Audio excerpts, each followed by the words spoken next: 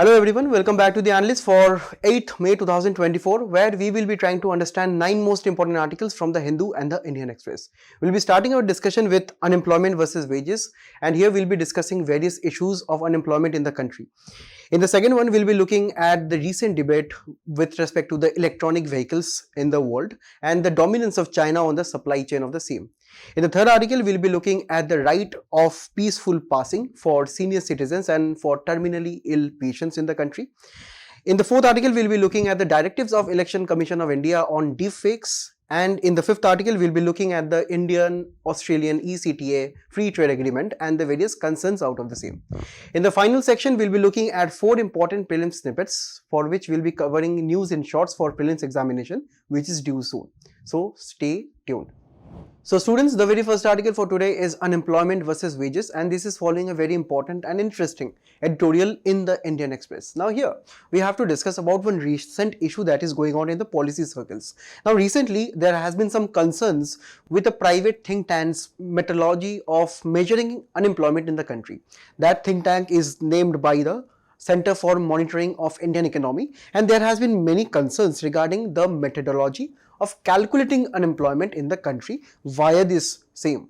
And here we have to discuss in this article about the various aspects of unemployment in the country and also about some theoretical arguments as to how we can support the more demand for unemployment initiatives for the people and also the demand of the wages of the individuals. Now here this is a very important article from the UPSC prelims perspective, where we have to look at economic and social development of the country, and finally we have to also talk about GS3, where the main aspect of employment issues and overall Indian economy is covered.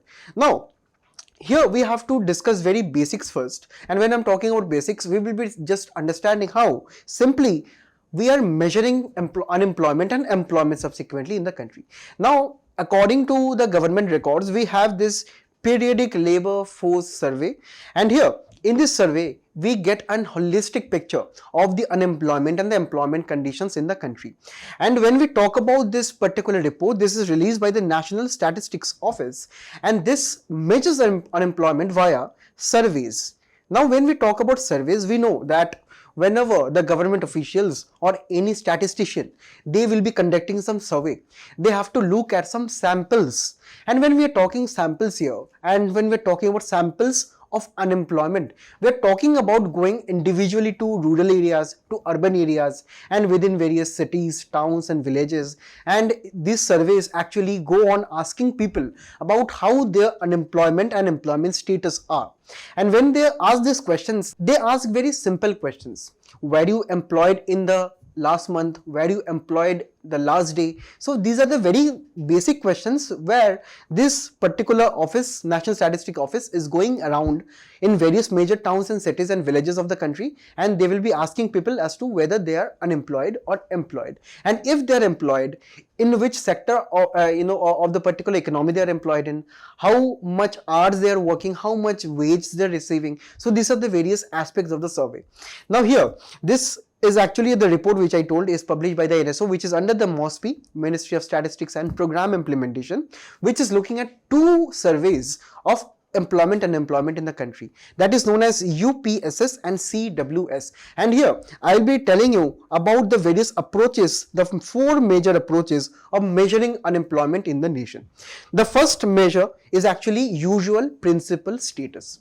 Now by the name only we can understand this is a particular survey which NSO and various other government departments and even private think tanks like the CMI, they go around in various major towns and villages of the country, and they ask the people as to what their principal economic activity was, what their principal or the main economic activity, be it industrial activity, be it agriculture activity, was in the last 365 days.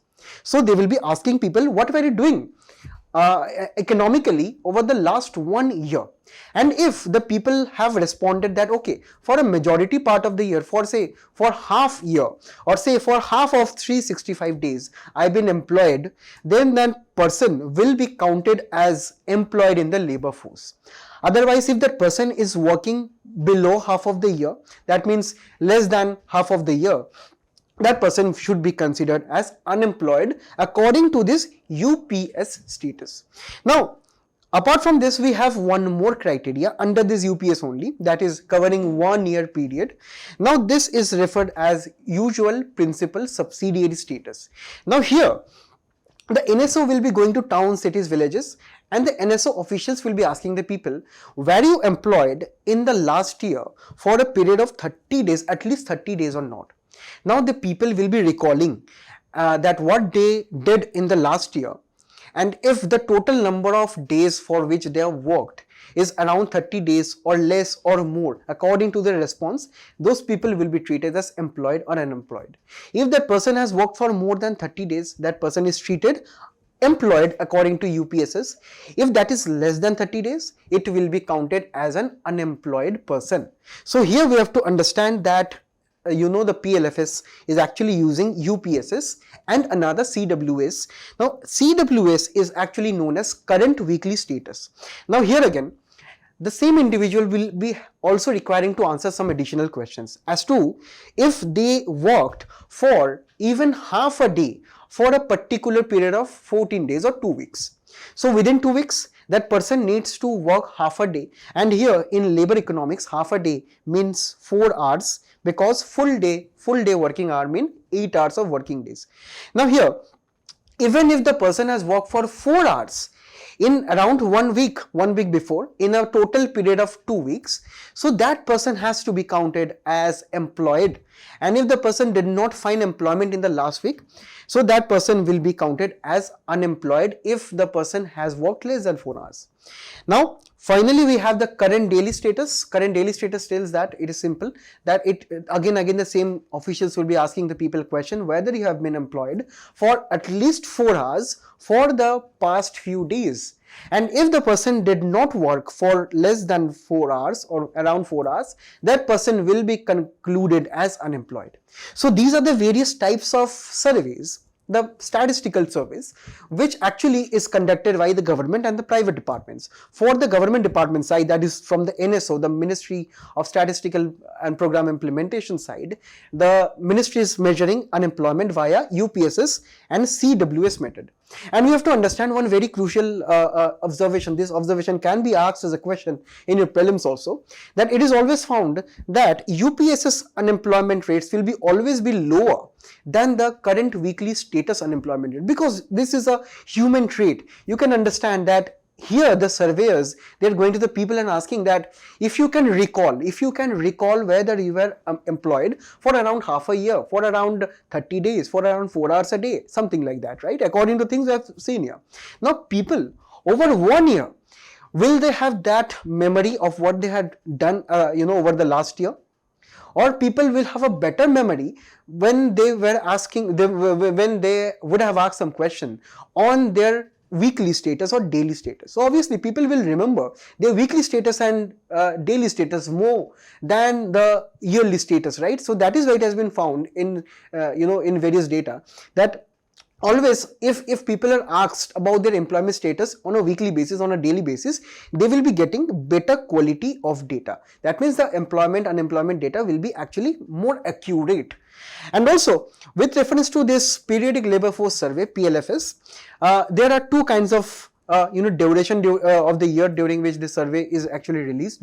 And here this annual survey is released for both urban India and rural India, and this is measuring unemployment in the country using UPSS and CWS. For the quarterly data, it is only looking at the CWS and only the urban areas, right? So this is also a very, very important fact for your prelims. Now when we look at the recent PLFS report, the data for which it is available up to 2022, 2023, and here we can find that the all India unemployment rate is actually at 3.2% when we combine both the urban and the rural areas. And also we can understand that in the rural areas, the unemployment rate is actually lower than the urban areas. And this is also a very, very important observation. Also from the latest report, we can find out that the same self-employed people are actually more in number than the regular wage workers and also the casual workers. And if we try to rank the workers according to their professions, we find the self-employed are actually highest in number, followed by the casual laborers and also followed by the formal sector, which is actually the regular wage workers. And whenever we talk about formal sector, we talk about a sector which is having proper salaries or say minimum wages, right? That is, there should be a minimum wage, a living wage, a standard wage which should be enabling the workers to have a dignified way of life. There are also social security benefits such as pensions, such as employee funds, contributions, and so on. So these are the various facilities and the benefits the formal sector workers are having. But here we find that the self-employed workers and the casual laborers, they do not have the benefits of this formal sector, and mostly they actually fall under the informal sector. And also we can understand that the more number of informal sector, which is around more than 90% in our country as of now, this is not good for the economy, because we need more formal sector in the country. And here we can also look at the labor force participation rate, which is looking at those sections of the population above 15 years of age. And we can see the same here, that the total rural and urban labor force survey is around at 57.9%, and the rural and urban is respectively at this level also we can see. Now over a period of time we have seen the labor force actually has increased over a period of time, but still there are stark differences between urban and rural labor force. And here now we have to look about some arguments in the labor economic side. Now labor economics is that area of economics which is looking into the various aspects of the labor, that is the working class of the population. And here these observations, whatever I am going to tell you here, are very important for your mains, because in mains UPSC always expects you to be a well-informed citizen and to have the awareness of the various theories with reference to Indian economy and also the rest of the subjects. But here we have to look in the labor economic side and what are the various aspects for the unemployment aspect of the labor economics. Now according to Alfred Marshall, who was a very noted economist, in 1890s he proposed 4 periods of markets. And whenever we talk about markets, we know that there are various forces of demand and supply which plays out in the markets, and we know that the equilibrium of demand and supply forces will be giving us the price of various goods and services. And within this price only, we see that whenever a producer is producing any good or service, right, that particular good or service needs to have some price, and through this price only a particular producer will be recovering all the costs of production and also will be keeping some profits for themselves. And within the costs only we can find that we have various kind of costs. We have the cost for raw materials, we have the cost for wages of the people, and it is this aspect we have to look very closely. Now when we look at the market period, that is the very first period according to Alfred Marshall, when we look at labor economic demand and supply, we find that the market period is an extremely short term period of the goods and services in the market. That means that the market equilibrium of wages, right, or say the market equilibrium after the equilibrium forces of demand and supply of labor by various industries is such that in very short period of time, that is in 1 day, 2 day, or even 1 month, 2 months, it is very hard to actually get more and more labor, right, or say get more and more supply of labor, right. It is always seen that supply of labor in very short term is very limited. We can understand, right, all of a sudden if a particular company has around say 100 employees, and for example the company needs to expand its business and branches and so on, so in a very short period of 1 month, 2 months, can that company expand its businesses by hiring more and more laborers efficiently? Because if you even hire more and more laborers in the very short time, you need to skill them, you need to properly educate them, you need to introduce them to the various factory operations and so on. So in very short term period, the supply of labor is very less. And Marshall told that in the short run period, that is in say a matter of 6 months, in a matter of around 1 year, the supply of labor gradually can increase in a particular factory, in a particular say occupation, right. And that is when we have to understand that our labor supply, the labor supply dynamics is actually playing out in the short term onwards, right, because in the short term a particular company can actually accommodate more and more workers in the factory. Next, when we consider long-term operation, that is for say around 2 years, 5 years, 10 years of a particular company. Now over a particular long-term period, we find that employment can increase more comfortably. It can leads to better wages over a period of time. Because why? Because we are looking at 5-year periods, 10-year periods of employment and unemployment, right? And here the businesses can open their new branches, it can expand overseas, it can expand its economic activities. So long-term period actually gives more flexibility to the employees. And finally, we have to look over a super long-term period, which is known as secular time.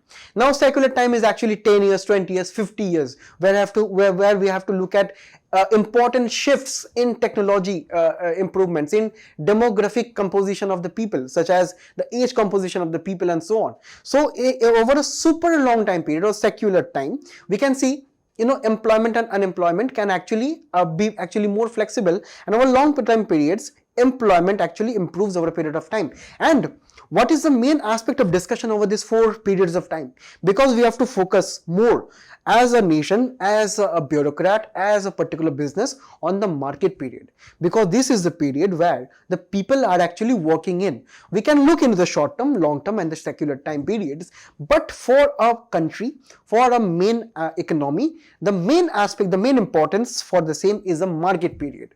Because whatever changes, whatever reforms we have to bring in, we have to bring during the market period only, and mostly over the short term period. And here we have to also look at another model, another economist, who is by the name of Arthur Lewis.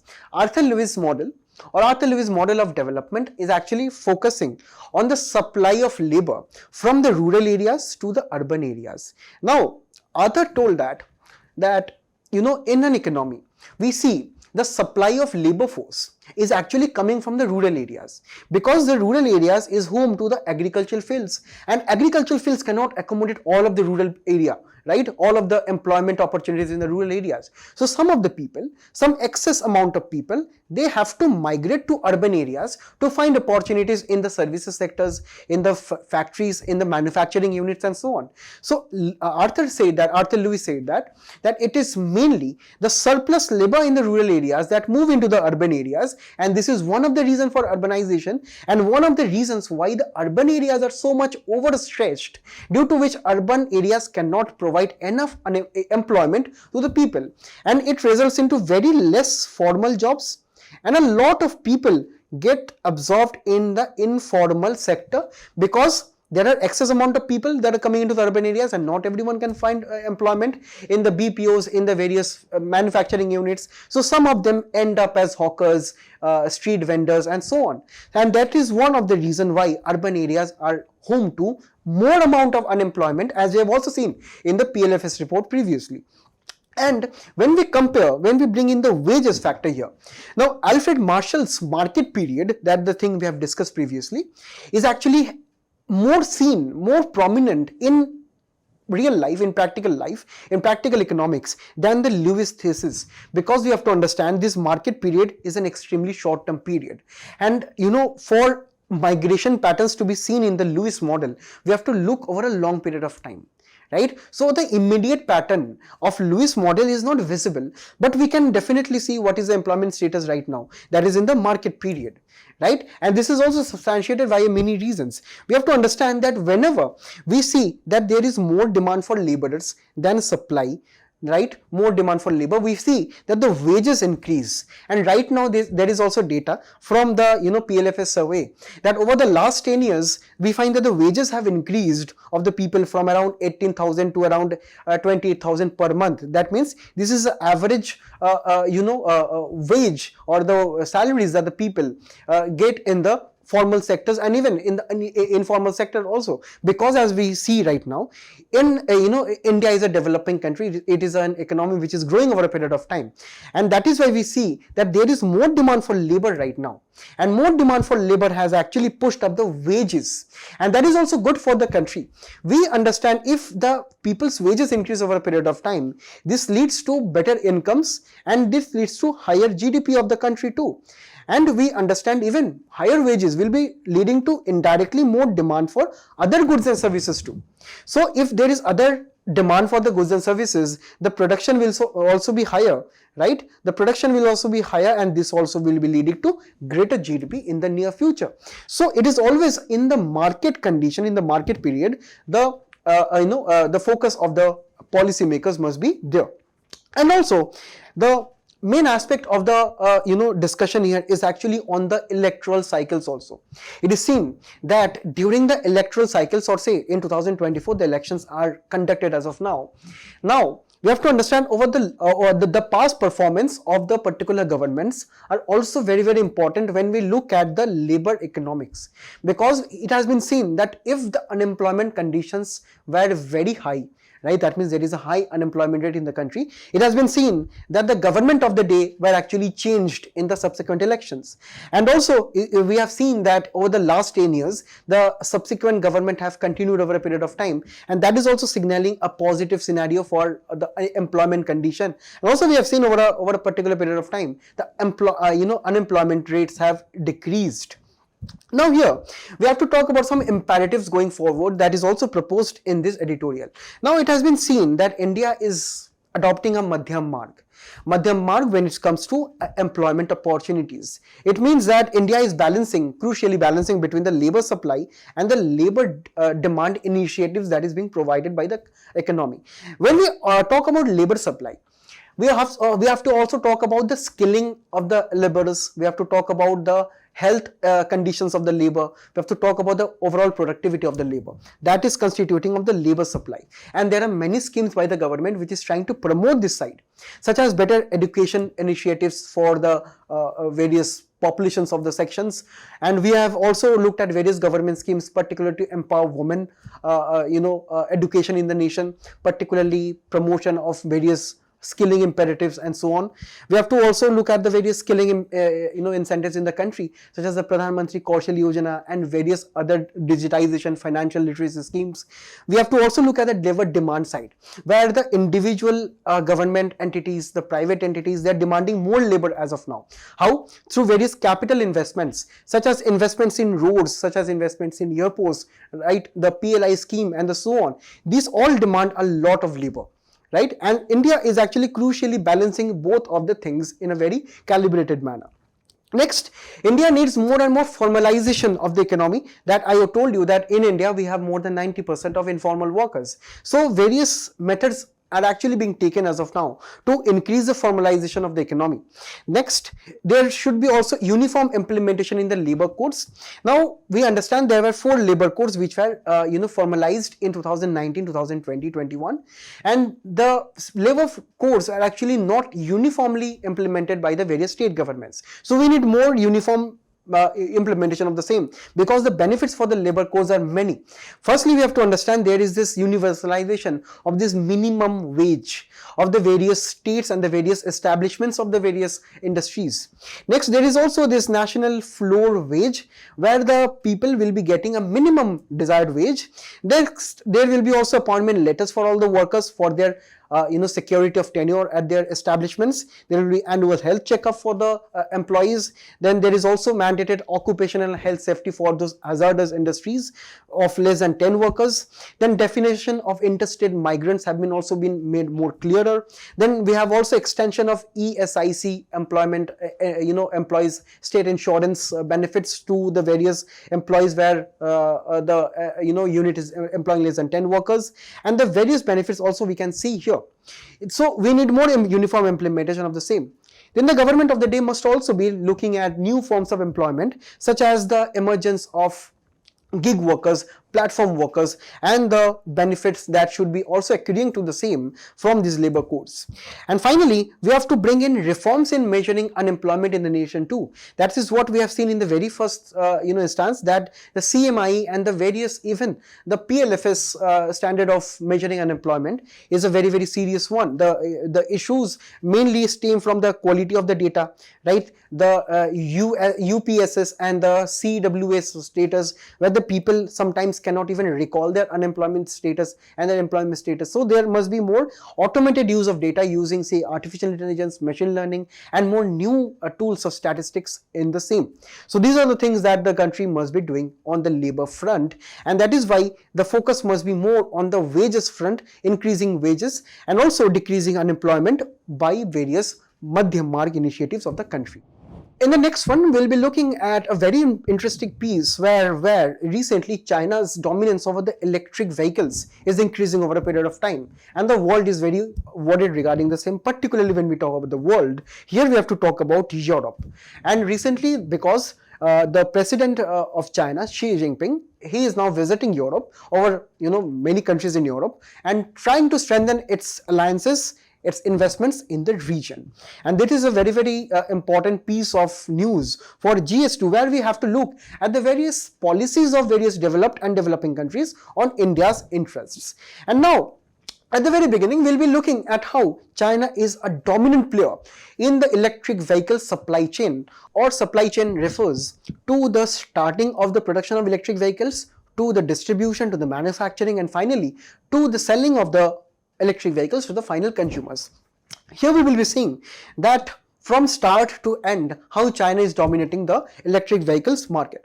Now you see that from stage 1, which is the mining stage, where the various important critical minerals like nickel, cobalt, graphite, lithium, manganese are actually mined by various nations. We find that the top 3 nations are actually Europe, US, and say China. We find that here China is leading the race in the manufacturing and also the mining sector of the EV supply chain, and this is the very first supply chain. The second phase is actually the chemical processing, or the various chemicals that are used as raw materials in the manufacture of electric vehicles.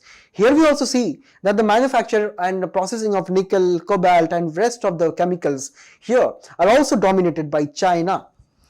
In the next stage, it is about, say, the cathode production. We see in the same also, China is dominating the cathode producing nations also, ahead of US and also EU.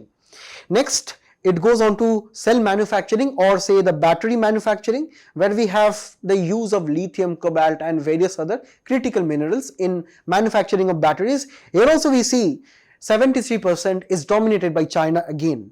And finally, the distribution of the same is done in various countries around the world, in EU, in US, and so on. But the main benefit here we see is the actual dominance of China in each and every stage of production of EVs. And this is a very important data provided by Benchmark Mineral Intelligence. Now from here only we can understand that since China is having dominance over a very important aspect of future technology, that is an electric vehicle, and electric vehicle, trust me, will be dominating the policy areas over the next 10 to 20 years, because EVs are the pathways to decarbonizing decreasing the carbon dioxide emissions in the vehicle sector. And when we're talking the vehicle sector, we are talking about 2-wheelers, 4-wheelers, 3-wheelers, and even the trucks and the heavy vehicles. So we understand, if we want to decrease the carbon dioxide emissions in the entire nation and abide by the Paris Climate Agreement of 2015 by decreasing the increase of global temperature by 2 degrees by 2100, the transition from fuel, or say fossil fuel based vehicles to electric vehicles is most important. And here we see China is miles ahead of most of the nations here, even the most advanced economic nations. Now here there are some tensions between China and Europe we have to discuss first here. Firstly, we have to understand recently 6 Europeans were actually charged for espionage for China, and these were individuals who were placed in high official areas of generally the major European nations such as Germany, France, Switzerland, and so on. Now there were these espionage cases where China was alleged to buy these various people in various official positions of the nation, of the European nations, to spy for them.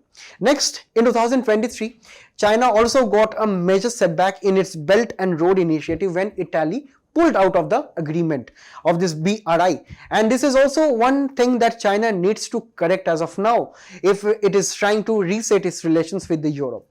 Next, China would also like to avoid any open confrontation with the Europe, because Europe right now is facing a geopolitical trilemma. Why? Because Europe and the major European nations is actually having allies, close alliance with the US. It is dependent on China on its various economic goods and services, and also on one hand we are also having Russia, because Russia is in a prolonged crisis with Ukraine, in the Eastern Europe, and also the various aspects of gas and various mineral resources supplied from Russia. Europe is actually dependent on Russia on a majority amount of things here, and that is why Europe is right now navigating very carefully between this geopolitical trilemma here. And that is why we have seen nations like Serbia and Hungary, where recently China has now announced to set up new EV factories, new EV industries. And also the regimes or the recent leadership of the Serbia and Hungary, they're ideologically more close to China. Next, we have also seen the recent case of President Emmanuel Macron of France, who is telling that we need the Chinese for our economic development, because we have to understand that with reference to their Airbus deal between China and France, right? France is very much interested in diversifying their partners beyond India, beyond US, and so on.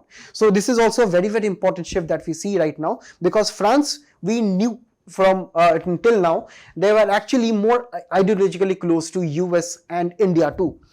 Now, we also know that China is openly supporting for Russia in the Russia-Ukraine war, and also in the various sanctions against Russia. Now here, we have to also look at the electric vehicles aspect here. Now when we're talking about electric vehicles, we have to look at overseas assets of China.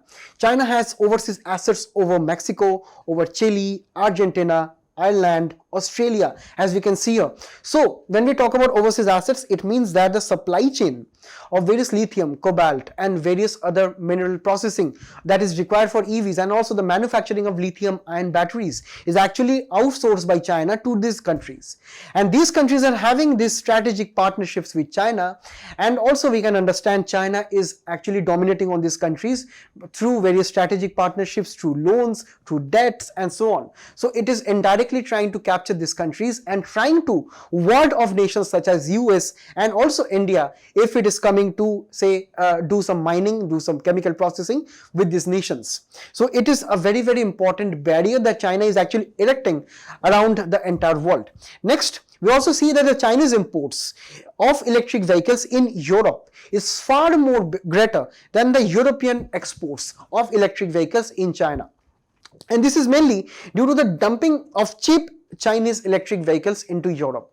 And this dumping is a very important economic term. This means that you are actually exporting a lot of cheap exports to other countries at far low market prices to totally kill the competition in the European region. And finally, Europe is also alleging that China is actually limiting their market access through various subsidies for electric vehicles in China, and that is also bringing the price of electric vehicles down in China. But the European companies, they cannot compete with the lower prices of EVs in the China too. And here, the challenge for India, challenge for New Delhi is also very sincere. Now obviously we find that Europe is embroiled in this geopolitical trilemma where US, Russia and Chinese sentiments are in a kind of a mixed position. And that is why we also see that Europe is now navigating the great power dynamics between Russia, USA and China. And also Europe has to secure its own economic aspect and security aspect too. So that is why Europe is right now recently welcoming China into the discussion circles. And for India, it has to realize that Moscow or Russia, with whom India has very close relations, and also Russia has actually accepted the support of India in the Russia-Ukraine crisis. So Moscow or Russia is actually a part of an answer of this Chinese ambition on these EVs, right? Next, we have to understand that India has to individually increase its outreach to rest of the European nations, such as UK, such as the Scandinavian nations of Sweden, Norway, Denmark and so on, even with France, Russia and also with Germany, to actually have more individual free trade agreements with them, have better economic cooperation with them, better military agreements with them, and also ensuring the supply chain of EVs in the same. Next, also we have seen that in India we have various domestic initiatives for promotion of electric vehicles. Firstly, we see in 2013 the government actually set up a plan to set up manufacturing plants for electric vehicles in the country under this broader policy of National Electric Mobility Mission Plan. Then we also have this Electric Mobility Promotion Scheme of 2024, where the aspects of setting up EVs and also the charging infrastructure in India is focused on. Next, we have also seen that India has reduced the GST rates on electric vehicles from 18% to around 5%. We have also seen that right now India is actually outreaching to many Latin American nations, particularly in this part of the world. As we can see in this map here, this is known as the lithium triangle area of the world, where major sources of the lithium in across the world are actually found in the salt flats across Bolivia, Chile and Argentina, where we have these areas of Sala de Hombre, Salias Grandes, where we find more amount of lithium deposits, where this where we have more deals and agreement with the same. Then India is also having this initiative known as faster adoption and manufacturing of hybrid and electric vehicles, which is also popularly known as FAME scheme, which is adopting electric vehicles at a very faster rate. And this is over a long-term ambition of India of having increased amount of 30% sales of EVs by 2030 campaign. So these are also the various initiatives which the government should be taking and improving on the same to deliver on the EV future of the entire world. In the next article, we'll be looking at individuals' right to peaceful passing, and this editorial is talking about that good chunk of the society who is seeming to have accepted that ICU deaths are actually normal. And this is a very, very important topic for UPSC prelims under Indian Polity and Governance, and GS2 under Indian Constitution, Features and Significant Provisions and Basic Feature. Now, this topic is a very, very sensitive one and a very personal one too for all of us. We know that there are many patients out there who are suffering at ICUs, and also there are many patients who are terminally ill. They know that their disease do not have a cure, and they know that their imminent demise is actually very soon. But should that dictate that their quality of life is not good? Should that say that the quality of life that they're leading is dictated at some hospitals by some doctors and so on? Do not they have their own individual rights of determining their own passing away? So this is the main thing that we'll be discussing in this article. Now here we have to understand that when individuals or human beings are at the close of their life, right, they must be very balanced, they must be very peaceful, they must not be feeling any tumult or any violence or any disagreements with their own selves. And that is where we have to understand, we have to ask ourselves this question, that if we are at the close of our lives, how do you want to go at the very end? And also, why do you want to be at your very end? That means that if you want to die, right, would you want to die peacefully, or would you want to die with machines fitted at various hospitals in ICU chambers? And also, if you want to choose a place of your passing away, should it not be your home where you have spent your entire lives? So this is actually the very basic human dignity that we should be offering to individuals who are actually leaving us for the eternal world above. And here the editorial is talking about the importance of something which is known as advanced medical directives. Advanced medical directives are actually legal documents which allows terminally ill patients, senior citizens to actually determine their own preferences of passing away and their own preferences of various medical treatments, and also in the case that they became incapacitated and they cannot communicate their wishes and wants. So while they are in healthy condition, they can say that I do not need any medical treatment if I am diagnosed at terminally in, if I am seeing that my medical treatment is not being effective for me and I have to eventually leave, I should be doing that at my own terms and condition, at my own place of my choosing. So this is a particular thing which is also known as leaving will. Now, the legality of leaving will in India or advanced medical directives is actually recognized by the Supreme Court. It is not recognized by any Indian law as of now. It is only recognized by two Supreme Court cases. The case name is actually same. Common Cause versus Union of India. The two cases were firstly in 2018 and in 2024. So in 2018, it was recognized legally for the very first time by the Supreme Court, and also the people who are actually of sound mind and can take their own decisions, they only can create this living will. And here we have to look at some data when we talk about the life support systems are these ICU systems at the hospitals, where actually we find that the many individuals who are terminally ill, they are stuck at ICUs for some days, for various phases of their lives, for even 2-3 years, right? For example, for various terminal illness, for comas and so on. Now, according to European records in the Journal of the American Medical Association 2019, it has been seen that Europeans and most of the Western peoples, they do not prefer death at hospital. It has been seen that only around in 10.3% cases, death occur at ICUs.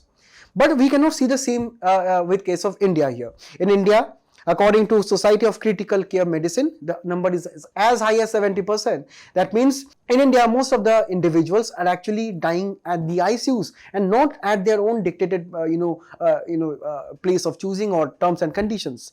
And actually, the rest 30% out of this 100%, right, we find that they are against, right, medical advices, or even they are sometimes not given medical care. And this is a very highly unethical practice, because we find that if any particular person cannot be treated at hospitals, they are eventually left to die. So this is constituting the 30% of the cases who are untreated, and even they are treated, in the 70% of the cases, they are actually dying at the ICUs. And in surveys, in various surveys, particularly a survey at Pune, it has been told by the Pune citizens that 83% of them prefer to pass away at their own home, and this is also very natural for them to feel. And we see that the high amount of ICU cases have a high amount of cost for the patient and their families, and even the ICU conditions at various private hospitals in the country are highly unethical, because they dispose of the patients in that vegetative state, and they charge a lot of fees and conditions from the families, and this leads to not only monetary stress but also psychological stress. In the comment section, you do let me know what you think of this particular practice. Now here we find that in India, that we have this case of ICU routinization. That means if a particular terminally ill patient is admitted to hospital, that person must be definitely passing away at ICU. This is the particular trend, or say condition, which is happening right now, and this is a very sad one. According to ICMR, in Indian Council for Medical Research, the official definition of duty of care is actually to mitigate or lessen suffering, to cure sometimes, relieve often, and to comfort always. That means terminally in patients, they are always in suffering, right? The senior citizens who are terminally in, and all the other patients, they are already suffering. Why are we delaying their suffering by putting them in ICUs, right? So this is the main thing we have to understand. And even we see that the society, overall Indian society, they have come to accept ICU deaths as normal. Even in 2022 report of the Lancet Commission, Indians have been termed as death illiterate. That means Indians are right now shying away from death, the main truth of life. They are very uncomfortable with death, and that is why they do not discuss about these advanced medical directives, the living will, with their families properly. And even as we see right now, we are seeing the nuclearization of families as of now. In the societies, we see due to globalization and various urbanization aspects, the families are breaking away. The joint family, the main moral support of the earlier days, are no longer right now. And people right now, they sometimes, when they face some medical issues, major medical issues, they do not sometimes even take the right decision. And that is why we find that right now, India has become this death illiterate nation. That means they do not understand how to cope with that, and how to cope with the various end of life issues. And here we also have discussed that India also has no law on this end of life care. Also confusions arise regarding passive euthanasia. Now here we have to understand that in 2024, right, there was this Supreme Court case, and here right now this living will is actually, or say this actually case of this peaceful right of peaceful passing away is seeing some improvement. Now before, this living will had to be attached by judicial magistrate or a countersigned and so on. Right now it can be just done by a notary or a gazetted officer, right? Also the access to the living will actually be a part of national health record, which can be accessed by the Indian hospitals. Earlier it was only kept at the district court concern. So even the hospitals right now will be aware from the national records. If a person wants to pass away at their home or at various ICUs or not, right? And also the primary board to examine patients conduct will be actually now done by 3 doctors, including treating physician with other doctors and 5 years of experience in the specialty. Earlier it was far more complex and far more of various other departments across a lot of period of time, right? Next, the time taken was actually the primary secondary board would be deciding within 48 hours within the date of this receipt and the treatment, but the 2018 judgment did not talk about anything here. Then even the secondary board hospital will be involved in the same, but earlier the district collector had to be doing this, and this used to lead to a lot of bureaucratic delays. And that is why we have to also talk about the confusions regarding active and passive euthanasia. Now here we find that in cases of suicide and involuntary euthanasia, or that is murder, right, that particular things are not coming into debate at all. It is only coming into debate when a patient is voluntarily telling that that person does not want to live anymore. This can be due to end of life pain, due to medical conditions and so on. It can be also non-voluntary when a patient is actually beyond any medical condition or comprehension consciousness. So in these cases, this active and passive euthanasia is actually given.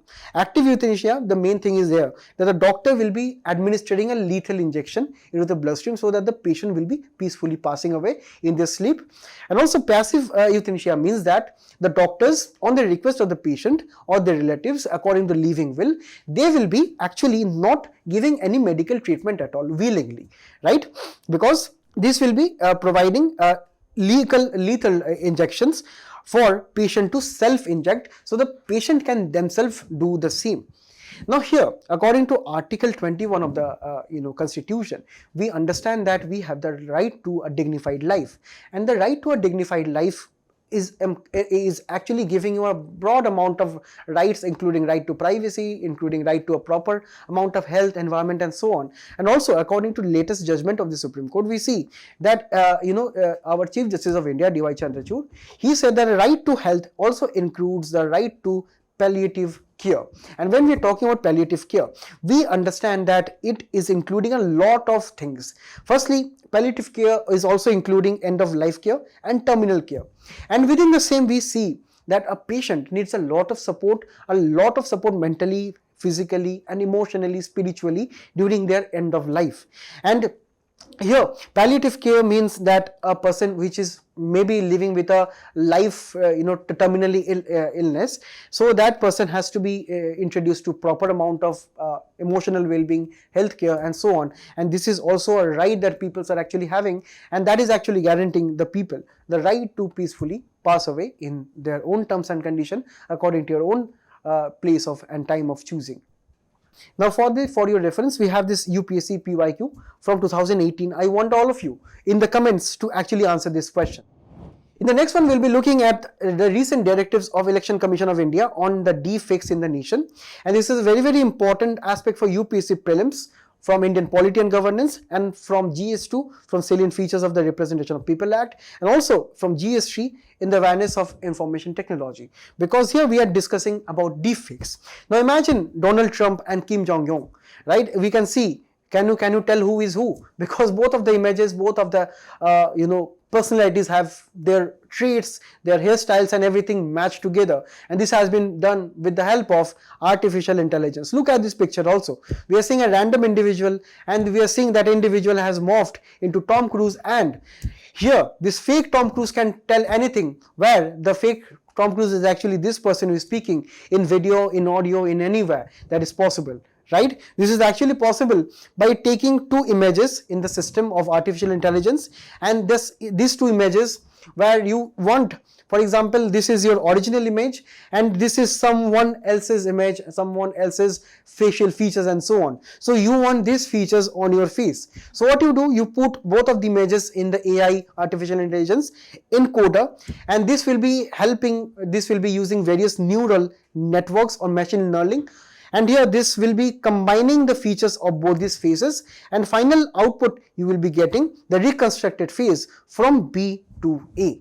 So this is how deepfake works, and this is a synthetic media that uses AI to generate realistic looking videos, images and audios. And if you see those videos of various celebrities, various movie stars, and even our own Indian political leaders and even our Prime Minister, you sometimes won't be even seeing the difference of the fake and the real videos. So this is actually done by generative adversarial networks, which is consisting of two things, generator and discriminator, right? Generator is actually creating realistic looking fake content, which is actually this deep fake, and discriminator is actually trying to identify the fakes from the real content.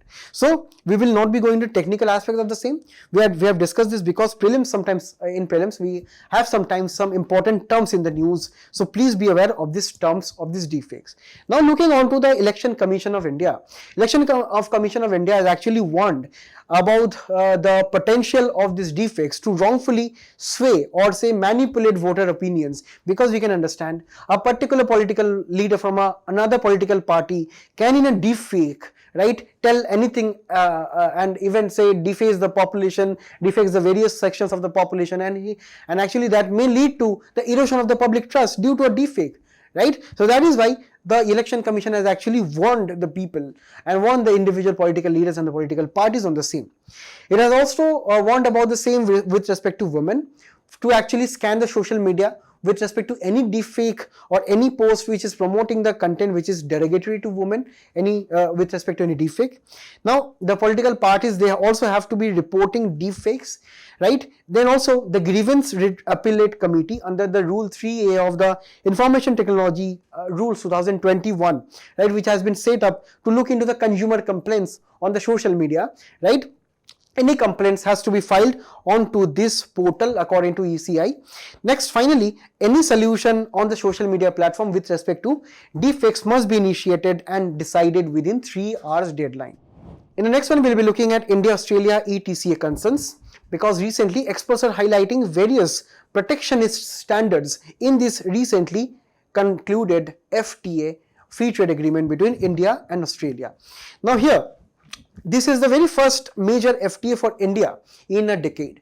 And when we are talking about free trade agreement is actually taking place between two nations, for example A and B, to actually minimize their tariffs, their duties on major of the goods and services between which the countries actually agree upon. Now this is actually a very, very large amount of boost, that is around $50 billion of investment, affecting around more than 1 million jobs in both of the nations. And this is actually reinforcing the previous comprehensive strategic partnership that India and Australia had. And with this, we find that here the main gains for India will be the immediate nil duty on around 96% of Indian exports to Australia. For Australia, the immediate benefit will be around 85% of zero duty on Australian exports to India. Right? And also we can see that with reference to services, we have right now easier visa conditions for Indian students to Australia, right? The trade in goods and services will be at minimum tariffs, right? The trade in services will also be facilitated by the easy movement of, say, students, by the various skilled professionals. The rules of origins, which is a very, very important, economic aspect in international trade, will also be, properly scanned and scrutinized by both of the nation to prevent Chinese imports in India. And there will be also proper technical barriers to trade and sanitary and phytosanitary measures to actually look into the various quality of the exports, goods and services, and also about the various hygiene and also the residues of various pesticides and the chemical agents in the various goods and services which are of export and import within the two nations. There will be also dispute settlement mechanism, which is also very, very first kind of happening between the FTAs of India. The easier visa norms will be there for professionals and students. Also, there will be cooperation in other areas such as telecom, customs, procedures and pharmaceuticals. So please do note all these comprehensive agreements, because there can be a potential question possibly in mains asking on the various aspects of this India-Australia ECTA. The main concern here is actually coming from Australian Parliamentary Committee report. They are highlighting concerns over various goods and services that are actually manufactured using child labor in India. And Canberra or Australia, it is telling that they are having high priority on environmental and labor standard concerns.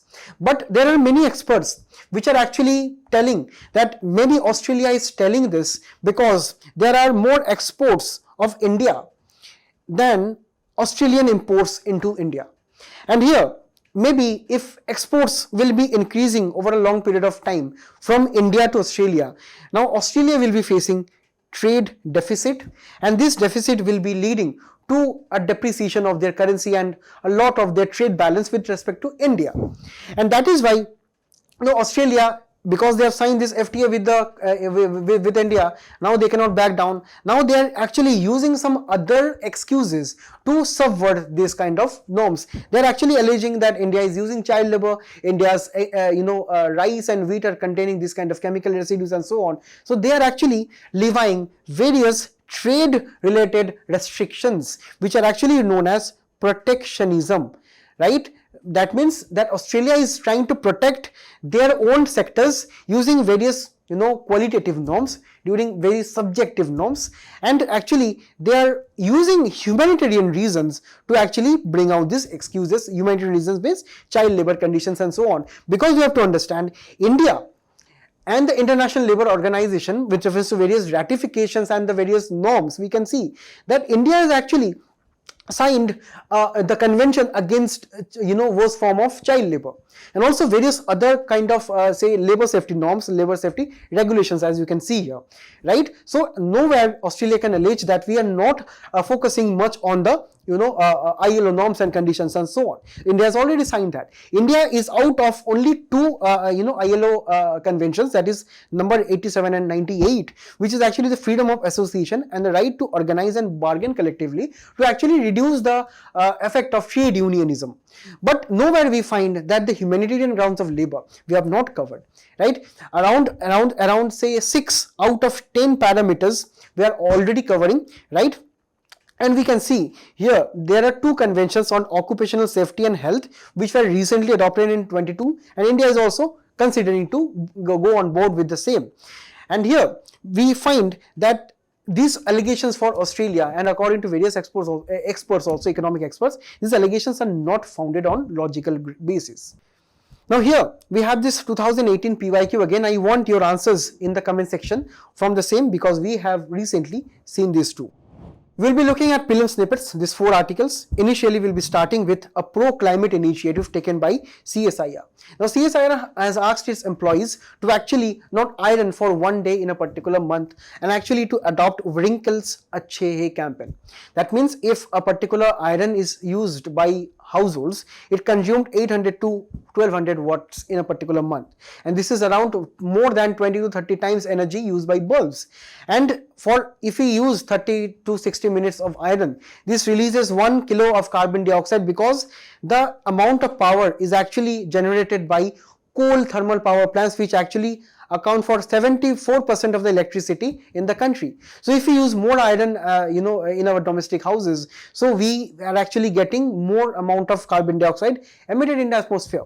And this campaign is in the larger ambit of this mission LIFE, that is Lifestyle for Environment, which was launched by our Prime Minister as Glasgow COP26, which is actually a global movement for the entire world to actually adopt environmentally and sustainable lifestyle practices for the country, which is actually becoming a pro-planet people, where actually we have to adopt better and greener initiatives for healthy lifestyle, sustainable food system, right? Reducing wastage, saving energy, saving water, reducing e-waste, and also reducing single-use plastics, right? And also India is the very first country to include LIFE. It is nationally determined contributions, which are legally binding, say, agreements, and also the national, legislations under Paris Climate Deal of 2015. Now, recently Kerala reported its very first outbreak of West Nile fever, which firstly originated from West Nile province of Uganda in 1937. Now, it has been seen that this West Nile virus is naturally found in some birds, and mosquitoes, when they bite this bird, mosquitoes actually gets transferred this kind of virus, and after mosquitoes you actually get infected from the birds, they can spread this infection to further birds, and after this they can also spread infections to to mammals, that is human beings and horses. And once this virus gets into this kind of organisms of human beings and horses, they cause symptoms such as fever, swollen lymph glands, nausea, vomiting, muscle aches, joint pain, and even rashes, right? And for this we have to particularly do some preventive measures. Firstly, we should be using insect repellents. We should be wearing long sleeve shirts and clothes during dusk to dawn. You should be removing standing water to not prevent mosquitoes spreading the disease. Then we also have to make sure that windows and doors are shut closed. And finally, we also have to treat clothing with pre-clothed synthesizers and chemicals to totally kill off the mosquito larvae and so on. In the next one, we'll be looking at super plasticizers regarding the article in the Hindu. And this is a particular type of a chemical mixture that we add to concrete cement to actually make the surface tension of water much less. And when we look at the main principle and physics of surface tension, it is regarding the various water molecules. As we can see here, surface tension means that every water molecule is being attracted by the surrounding molecules, and that is why water, we can see, is actually having a greater surface tension, because all the water molecules are attracting individually themselves, and it seems like the water molecules are actually sticking together. And if we use more and more water in cement, and if we have a greater surface tension in particular cement adhesive, we have to understand that reduces the strength and effectiveness of cement, because we simply have more water content in cement. Now this super plasticizers is actually reducing the water tension, right, and the surface tension of the particular cement, and this is actually making the concrete more fluid. And this is also increasing the amount of strength and durability of the cement by reducing water to cement ratio, because like before, we are having less water. Finally, we'll be concluding with a term seen in the news known as ghost shopping centers, which are actually vacant malls. And India is right now seeing a rise in ghost malls in the nation that have increased to 64 from around 57 in 2022. The vacancy rates are around, say, 40%. Where these malls, as you can see, are totally vacant. The economic impacts are very, very high. And here we can see the small malls are actually more prominent. As we can see here, NCR, which is Delhi, Mumbai, Bengaluru, Ahmedabad, these are the main areas, the main urban areas where we are seeing the major shopping complex, major malls are actually being abandoned. The entire mall is being shut down. Why? Because we are seeing economic dislocation of various industries from the cities. Then we are also seeing the main economic impact can be from the unemployment, because if the malls are closed here, the laborers will not be finding work. Then we are also seeing the shifting in consumer behaviors towards e-commerce platforms. Now, that is why people are not also frequenting the malls too soon as of now. So these were all the important articles for the day. Please do attempt the quiz which is following up. All the best for your future endeavors till we meet again. Thank you.